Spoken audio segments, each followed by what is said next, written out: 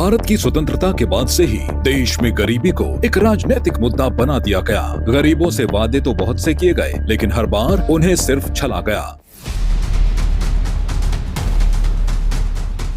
गरीबी उन्मूलन की जगह सदैव उनका शोषण होता रहा। पिछली सरकारों की गरीब विरोधी नीतियों के कारण देश में गरीबी का स्तर निरंतर बढ़ता चला गया। इसका सीधा असर भारत की अर्थव्यवस्था पर साल दर साल बढ़ता चला गया। कागजों पर विकास के आंकड़े कभी जमीनी हकीकत नहीं बन पाए। सत्ता लोभ में पिछली सरकारों ने उन्हें बुनियादी और आधारभूत सुविधाओं से भी वंचित कर दिया।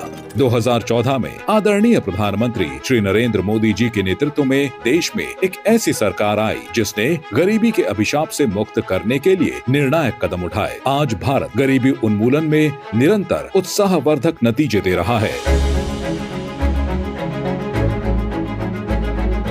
इसी दिशा में चलते हुए मोदी सरकार ने लगभग 25 करोड़ से अधिक लोगों को गरीबी के अभिशाप से मुक्त कराया है। कोरोना के भीषण काल में भी गरीब कल्याण की योजनाएं चलती रहीं। परिणाम स्वरूप 80 करोड़ से अधिक गरीब परिवारों को मुफ्त राशन प्रदान किया गया, जो योजना अभी भी सफलतापूर्वक चल रही है।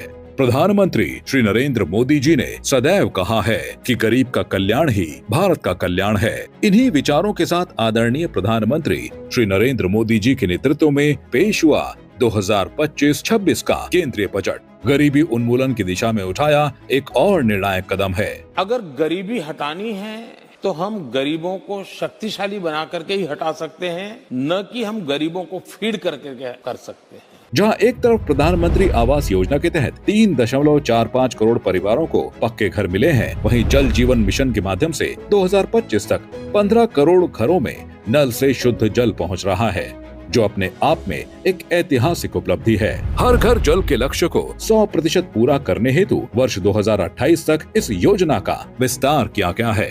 प्रधानमंत्री श्री नरेंद्र मोदी जी ने पीएम स्वनिधि योजना के तहत छोटे व्यापारियों को 50,000 रुपए तक का बिना जमानत लोन, 30,000 रुपए की लिमिट के साथ यूपीआई लिंक्ड क्रेडिट कार्ड की सुविधा भी दी है, जिससे गरीब समाज आत्मनिर्भरता की ओर बढ़े। साथ ही अनुसूचित जाति और अनुसूचित जनजाति के 5 लाख उद्यमियों को 2 करोड़ रुपए तक के ऋण दिए जाएंगे, जिससे उन्हें अपने व्यवसाय में सफलता प्राप्त करने के नए अवसर मिलेंगे।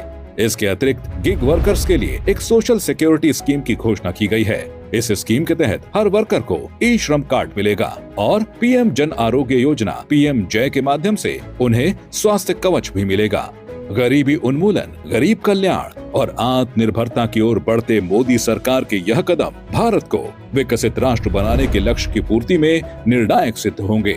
यह विकसित भारत की दिशा में वह ऐतिहासिक बजट है जिसे वर्षों तक याद किया जाएगा।